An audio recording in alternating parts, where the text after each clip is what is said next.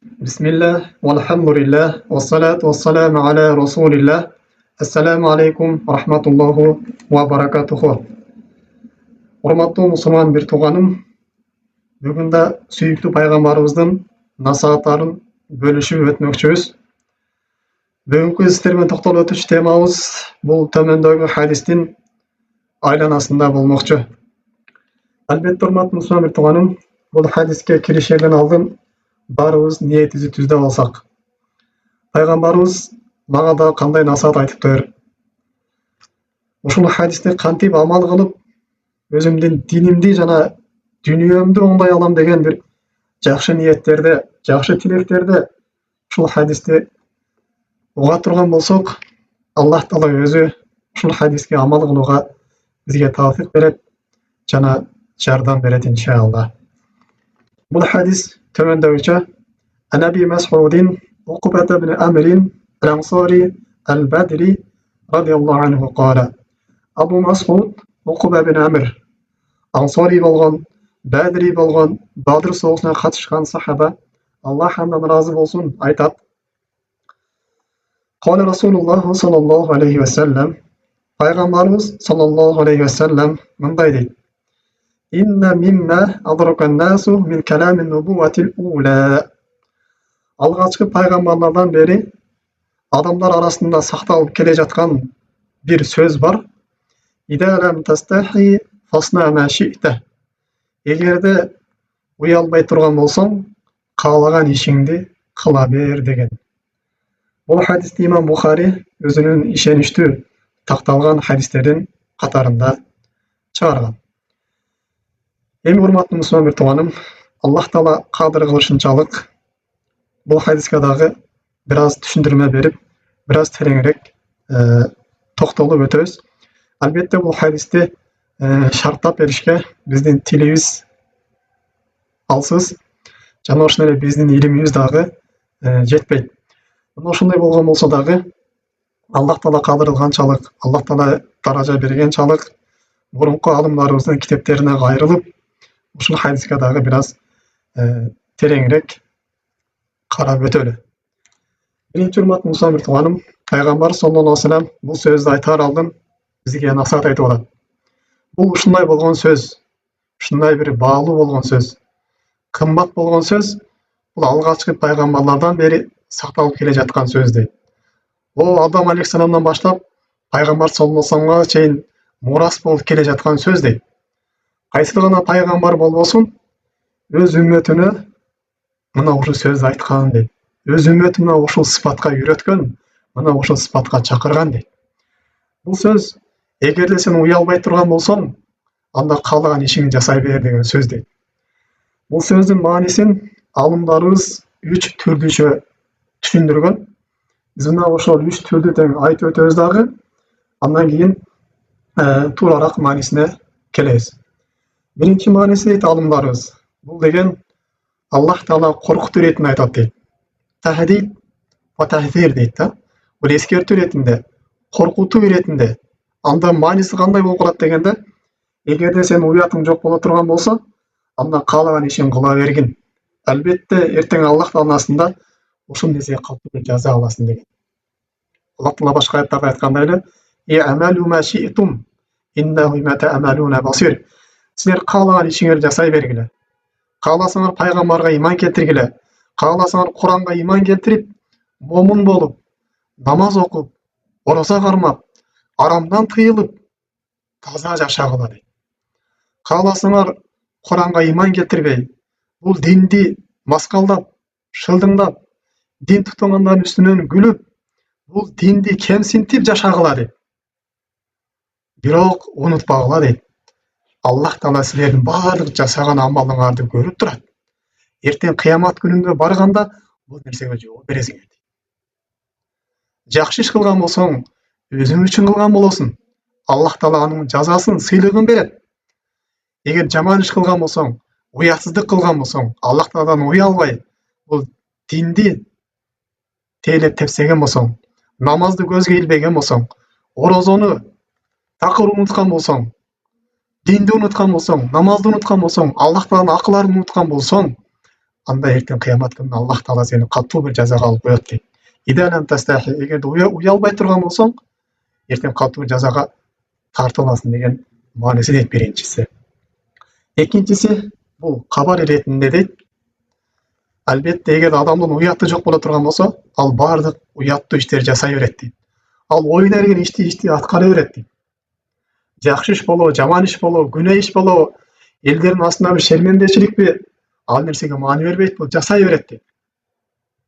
Ал эми адам уяттуу боло турган болсо, мунун жүрөгүндөгү уяттуулугу, жүрөгүндөгү намысы мына ушундай бузук иштерден аны тосот дейт. Өзүнүн үй бүлөсүнөн кызганат дейт. Өзүнүн элинен, жеринен, өзүнүн дининен кызганып, жүрөгүндөгү уяттуулук менен ар кандай жаман иштерден, күнөө иштерден өзүнү тыят дейт. Ал эми үчүнчү мааниси бул, эгерде кандай бир иш боло турган болсо дейт, ушул ишиң шариятка каршы келбей турган болсо, Аллах Тааланын астында бир уят иш болбой турган болсо, жана ушундай адамдардын астында бир уят иш болбой турган болсо, анда бул ишиңди аткара бергин, бул мубах иш деген 3 маанини айткан. Албетте бул 3 маанисин эң туурараак маанисин алымдарыбыз биринчи мааниси деген бул коркутуу, эскертүү маанисинде деген. Эгерде уятың жок боло турган болсо, бетбак боло турган болсоң, эч кимден уялбай турган болсоң, сенин жазаңды Аллах Таала берет деген. Мен эч кимден коркпойм. Өзүмдүн малым, өзүмдүн мүлкүм, мага эч ким кирише албайт. Мен каалагандай жашайм. Мага адал, арам деп айтпагыла деп ушинтип айта турган болсо, анда сен өзүң билигин, бирок эртең кыямат күнү Аллах астында барганда эсеп берериңди унутпагын деген маани деп алымдарыбыз айтышат. Эми урматтуу мусулман тууганым, бул уяттуулук динибизде аябай фазилеттүү болгон амал. Бул баардык жакшы иштердин ачкычы болуп эсептелинет. Бул уяттуулук Аллах Тааланын сыпаты. Бул уяттуулук периштелердин сыпаты. Бул уяттуулук бизде мурунку баардык пайгамбарлардын сыпаты. Бизде мурунку пайгамбарлардан бизге мурас болуп келген сыпат болуп эсептелинет. Жана ошондой эле бул уяттуулук баардык момундардын сыпаты болуп эсептелинет. Жана дагы урматтуу мусулман тууганым, бул уяттуулук баардык жаман иштердин жапкычы. Албетте инсан уяты жок боло турган болсо, ар кандай бузук иштерди жасай берет. Ар кандай фитналарга, ар кандай жамандыктардын эшигин ачып жиберет. Өзгөчө урматтуу мусулман тууганым, биз бул уяттуулукка чоң маани берип, уяттуулукту үйрөнүшүбүз керек. Жана уяттуулукту үйрөнүп, өзүбүздүн үй бүлөбүзгө, өзүбүздүн бала чакабызга, өзгөчө кыздарыбызга дагы үйрөтүшүбүз керек. Өзгөчө мына бүгүнкү күндө, бүгүнкү биздин убагыбызда ушул уяттуулук аябай жоголуп кеткендей сыяктуу. Социалдык тармактарда карай турган болсоң, адамдарда уяттуулук кетип калды. Ар кыз ар кыл болуп чыгат. Да башка бир эркеги кыз болуп чыгат. Кыз эркек болуп чыгат. Аларды кой деген кожо жок. Эгерде ушулардын уяты жок боло турган болсо, мындан дагы жаман иштер жасай берет. Булардын жүрөгүндө ушул уяттуулук кетип калган себептен, уяттуулук алсыздап калган себептен мына ушундай иштерди кылып атат. Ошондуктан биз бул уяттуулуктун баалуулугун билип, бул уяттуулукту биз үйрөтүшүбүз керек. Эми дагы бул уяттуулуктун пайдаларынан бул уяттуулук ыймандын бир бөлүгү. Ыйман менен уяттуулук ар дайым экөө бири-бирине эриш аркак жүрөт. Качан уяттуулук кете турган болсо, анда ыйман дагы көтөрүлүп кетет. Пайгамбар саллаллаху алейхи ва саллям айткандай: "Ал-хая вал иману qarina jami'an." Ида руфия ахадухума руфия ал-ахар. Ыйман менен уяттуулук экөө бири-бирине өтө жакын дейт. Эгерде бирөөсү жок боло турган болсо, анда экинчиси дагы жоголот дейт. Жана ошондой эле дагы Абдулла ибн Аббас радияллаху анху айтат: "Бул уяттуулук кийимге токулган жанагындай жип сыяктуу" дейт. Бири-бирине эриш аркак токулган жип сыяктуу дейт. Эгерде бирөөсү чечилип кете турган болсо, анда экинчиси дагы бул чечилип кетет дейт. Эми урматтуу мусулман тууганым, бул ыйман кандай эле адамды ар кандай бузук иштерден тыйган сыяктуу, уяттуулук дагы бизди ушундай бузук иштерден тыят. Биз бул уяттуулукту үйрөнүп дагы жүрөктөгү уяттуулук сыпатты күчөтүшүбүз керек. Анткени уяттуулук бул жүрөк амалы. Жүрөктө Аллах Тааладан болгон уяттуулук боло турган болсо, бизде Аллах Тааладан болгон уялуу боло турган болсо, Аллах Тааладан болгон уялуу кандай болот дегенде, Аллах Тааланын бұйрықтарын атқармай қоюдан біз ұялышымыз керек. Аллах тағала бізге бұйрық берген болса намаз оқу деп, намаз оқымай қоюдан біз ұялышымыз керек. же болмаса Аллах тағала бізде арам іштен тыйған болса, мына ошол іште атқара берушілігіміз бұл Аллах тағаладан болған ұяттылықтың жоқтығынан көрсетеді. Әлбетте Аллах тағала бұл өзі ұятты болған зат, жана ұяттыларды жақсы көреді. Пайғамбар саллаллаху айтқандай, Аллах тағала хайюн кәрим дейді. Аллах тағала ушундай берешен, ұятты болған зат дейді. Егерде пендесі аға қолын көтеріп дуа қыла тұрған болса, ошол қолын қуру қайтарғандан ұялады дейді. Жана ошондой башка бир хадистерде Аллах тағала айтады: "Ма ансафани абиди" дейді. Пенде маңа адилетті қылбады, менен адилетті мамиле қылбады дейді.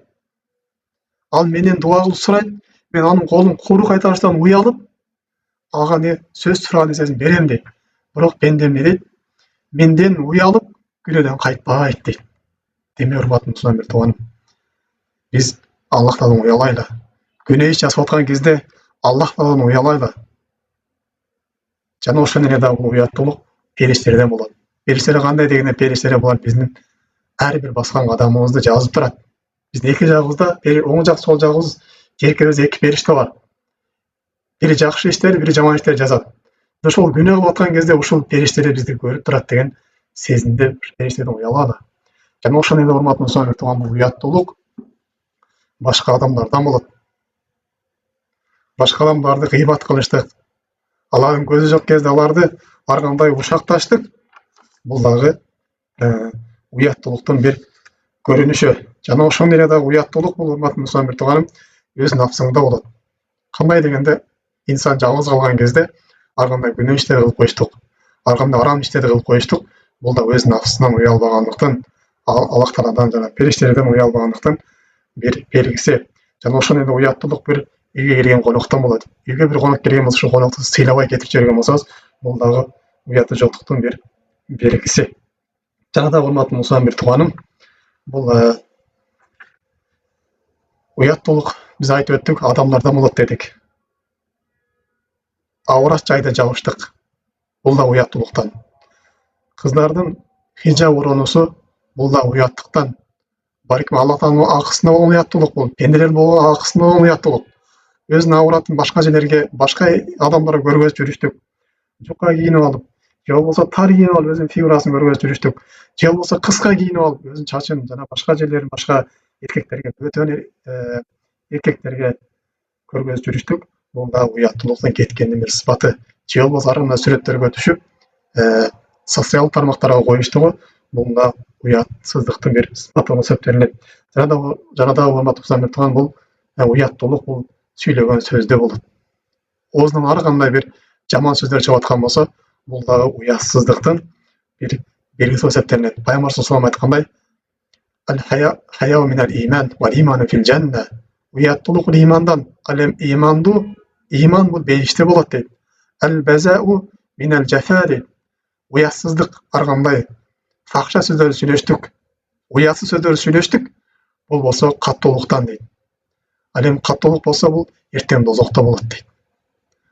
Жана ошондой урматтуу мусулман тууганым, биз бул уяттуулукту дагы тереңирээк үйрөнүп, мына ушул уяттуу болууга өзүбүздүн үй бүлөбүздү жана башкаларды чакырышыбыз керек. Албетте уяттуу болууга биздин тарбиялап турган нерсе бул биринчи Аллах тааладан коркуштук, Аллах тааланы тааныштык, Аллах таала кандай зат экендигин билиштик, жана ошондой эле Аллах тааланын буйруктарына моюн сунуштук болуп эсептелинет.